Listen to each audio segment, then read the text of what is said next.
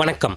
ஆகாஷ்வாணி புதுச்சேரி செய்தி சுருக்கம் வாசிப்பவர் சரவணகுமார். பிரதமர் திரு நரேந்திர மோடி இன்று ஜெர்மன் சான்சலர் திரு ஃபெடரிக் மெர்ஸை தொடர்பு கொண்டு பதவி பொறுப்பை ஏற்றதற்கு வாழ்த்து தெரிவித்தார். இந்தியாவிற்கும் ஜெர்மனிக்கும் இடையிலான கூட்டாண்மை உறவுகளை மேலும் வலுப்படுத்திக் கொள்ள இரு தலைவர்களும் மறு உறுதிப்பாடு வெளியிட்டனர். பிரதமர் திரு நரேந்திர மோடி வரும் 22ஆம் தேதி ராஜஸ்தான் மாநிலம் பிகானரில் மொத்தம் 26,000 கோடி ரூபாய் மதிப்பிலான வளர்ச்சிட்டங்களை நாட்டிற்கு அர்ப்பணித்து வைக்கிறார். அம்ருத் பாரத் நிலையங்களாக மறு மேம்பாடு செய்யப்பட்டுள்ள 103 ரயில் நிலையங்களையும் அவர் திறந்து வைக்கிறார். மாநிலங்கள் மற்றும் யூனியன் பிரதேசங்களில் PM போஷான் ஊட்டச்சத்து திட்டத்தின் அமலாக்க நிலவரங்களை மத்திய கல்வி அமைச்சர் திரு தர்மேந்திர பிரதான் இன்று மறு ஆய்வு செய்தார். இத்திட்டத்தினால் குழந்தைகளின் ஊட்டச்சத்து நிலவரம் மேம்பட்டு மாணவர் சேர்க்கை விகிதம் மற்றும் பாதியிலே படிப்பை கைவிடும் குழந்தைகளின் எண்ணிக்கையும் குறையும் என்று அவர் கூறினார்.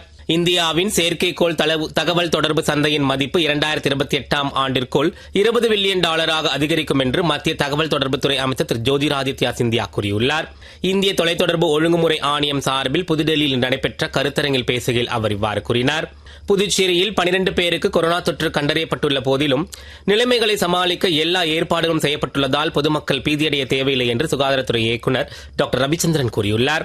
வாயை மூடிக்கொண்டு இருத்தல், அடிக்கடி கை கழுவுதல், நெரிசலான இடங்களை தவிர்த்தல், நிறைய தண்ணீர் குடித்தல் மற்றும் சத்தான உணவு எடுத்துக் கொள்வதன் மூலம் கொரோனா போன்ற அறிகுறிகளை தவிர்க்கலாம் என்றும் அறிகுறிகள் ஏற்பட்டால் அருகில் உள்ள ஆரம்ப சுகாதார நிலையம் அல்லது அரசு மருத்துவமனை அணுகலாம் என்றும் சுகாதாரத்துறை கேட்டுக் கொண்டுள்ளது. இத்துடன் செய்தி சுருக்கம் நிறைவு பெறுகிறது.